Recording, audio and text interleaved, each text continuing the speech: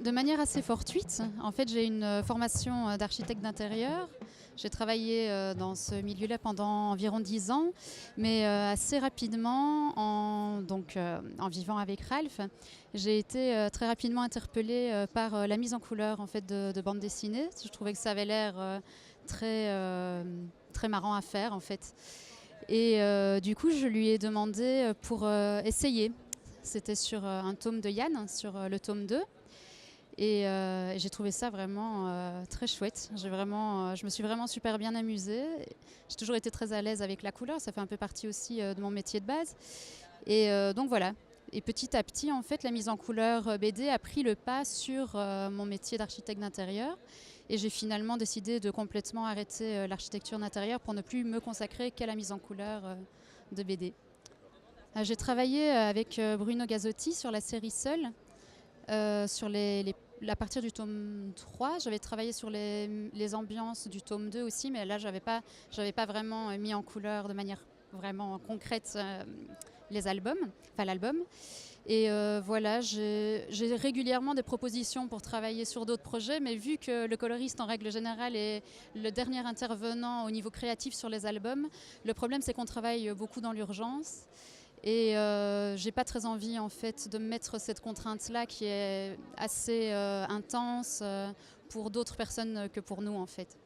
Elle est très différente parce que certains dessinateurs en fait projettent les couleurs sur leurs dessins, ce qui est le cas de Ralph par exemple, et puis d'autres comme Bruno et d'autres ne projettent pas spécialement de couleurs sur leurs dessins, et donc évidemment on a une beaucoup plus grande liberté d'action et de création sur avec ce type de dessinateur qu'avec un dessinateur comme Ralph qui a une vision quand même de manière générale assez précise de la planche finale, donc mise en couleur. Alors le gros avantage, c'est que vu que j'ai appris la mise en couleur avec lui, je vais naturellement dans son sens. Mais donc oui, ce sont des collaborations qui sont vraiment très différentes. Pour la séquence d'ouverture, où pour le coup, je me posais vraiment beaucoup de questions parce que vu que je sais que Ralph projette systématiquement les couleurs sur ce qu'il dessine et que c'était les premières pages du nouveau projet, je n'avais vraiment, quand je suis arrivée devant les pages, je n'avais vraiment aucune idée du tout vers où j'allais aller. Parce que bon, on est quand même ça se passe dans un désert, donc a priori j'étais plutôt tentée d'aller vers les ocres et compagnie. Et puis Ralph m'a dit qu'en fait il imaginait plutôt ça dans des tons plus ocre jaune et brun que rouge, et les montagnes en gris bleuté. Et ça m'a vraiment perturbée en fait. Et donc j'ai vraiment dû me poser face aux pages et à la séquence et vraiment réfléchir à comment systématiquement quand le dessin est terminé, que j'interviens. Après, en général, pour une séquence, il m'arrive parfois que Ralph me fasse les indications avant. Donc je reçois, ça peut être des peintures ou des captures d'images de films ou d'autres bandes dessinées. Et donc parfois ça oui, j'ai quand même plusieurs séquences à l'avance parce que évidemment ma manière de mettre en couleur une séquence a un impact sur les suivantes et vice versa. Donc je dois être vigilante à ce niveau-là pour que tout soit cohérent, qu'il n'y ait pas de redondance et que ce soit compréhensible du premier coup d'œil à la lecture. Oui, parce que même si on a tendance à aller naturellement dans la même direction, moi je suis un petit peu comme dans ses pantoufles finalement. C'est assez confortable pour lui comme pour moi. Mais oui, bien sûr, il y a inévitablement des moments où on ne voyait pas les choses de la même façon. Par exemple, c'était le cas... le cas vraiment le plus parlant, c'était sur Yann, donc le personnage féminin qui fait partie donc, de l'équipe. Dans un des albums, avait une tenue que Ralph avait imaginée d'une couleur assez intense, et moi je l'avais imaginée blanche. Voilà, par exemple. Alors ça peut être sur des petits éléments comme ça, mais ça peut parfois être sur des ambiances plus générales. Oui, vraiment sur des décors par exemple intérieurs ou ce genre de choses, où je peux avoir vraiment une vision des choses très différente de la sienne, mais qui peut amener aussi quelque chose. Donc parfois, Ralph va retoucher parce qu'il n'y a rien à faire, c'est vraiment trop décalé et ça ne va pas du tout dans le sens qu'il voulait, et surtout ça ne sert pas le dessin de la façon dont il voulait.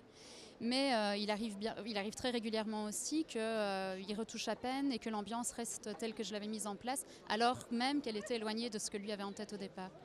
C'est assez complexe à ce niveau-là parce que je dois évidemment tenir compte de l'émotion qui doit passer. Je dois aussi tenir compte des impondérables liés à ce qui est dessiné, et évidemment au niveau du scénario. Je peux pas faire un jour de grand soleil alors qu'il est censé pleuvoir. Mais au niveau des émotions, oui, c'est pas toujours facile à faire passer. Mais par contre, oui, je suis vraiment super contente d'avoir un retour comme le tien. Parce qu'en tant que coloriste, on n'en a quand même pas souvent. On n'est pas très souvent. C'est l'arrivée d'Asgard au village viking, là où il va finalement proposer ses services pour aller traquer le monstre. C'est en fait une séquence que j'ai vraiment bien aimé mettre en couleur parce que la contrainte que Ralph m'avait imposée était d'avoir une ambiance assez sombre, lourde et chargée en plein jour. Et c'est pas forcément facile à faire. Donc on est parti sur toutes des teintes assez éteintes et sales en fait. Et c'était quelque chose de franchement neuf pour moi de travailler avec ce type de couleurs vraiment éteintes. On est plus finalement dans des gris colorés que des couleurs franches. Et ça a été quelque chose de très neuf et de très plaisant. Ben là, je trouve qu'on sent vraiment l'impact, justement, cette ambiance vraiment lourde, où on sent que des choses graves se passent, des choses terribles, en fait. Et on sent que Asgard, même en arrivant, n'est pas forcément porteur d'espoir. Et je trouve que c'était quelque chose de vraiment intéressant, dont le lecteur n'est pas forcément conscient, mais qui, malgré tout, à mon avis, se met en place à la lecture en termes de ressenti. Ah oui, oui, de toute façon, une BD, c'est avant tout une histoire. Et le dessin, comme la mise en couleur, sont au service du scénario. Donc c'est de toute façon Xavier qui dicte ce que le lecteur ensuite va avoir sous les yeux.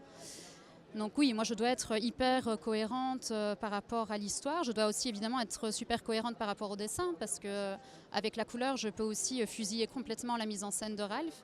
Donc finalement, j'ai assez peu de liberté dans le sens où tout ce que je vais mettre en place est vraiment dicté par ce qui a été écrit et ensuite dessiné. Des rôles effectivement de la mise en couleur et c'est deux aspects qui mettent évidemment beaucoup de pression parce que la responsabilité est assez importante dans le sens où si je rate la mise en couleur, je desserre vraiment fort ce qui a été écrit et dessiné. Donc travailler avec Ralph à ce niveau-là implique beaucoup de rigueur parce que c'est quelqu'un de très perfectionniste. Donc je dois être probablement plus attentive que, à mon avis, si je dessinais avec d'autres dessinateurs peut-être. Non, je travaillais plus en traditionnel, en architecture d'intérieur finalement pour les rendus clients. Et puis le numérique est quand même très confortable sur les possibilités de retouche infinies qu'il offre. C'est confortable et en même temps c'est aussi un piège parce qu'on peut vite perdre beaucoup de temps à retoucher des choses. Pour peu justement qu'on soit perfectionniste, ça peut être un piège, mais non, j'ai pas de regrets personnellement. J'utilise le numérique, je pense, comme un outil normal, comme j'utiliserais des pinceaux, l'aquarelle ou l'acrylique. Je fais pas vraiment de différence à ce niveau-là.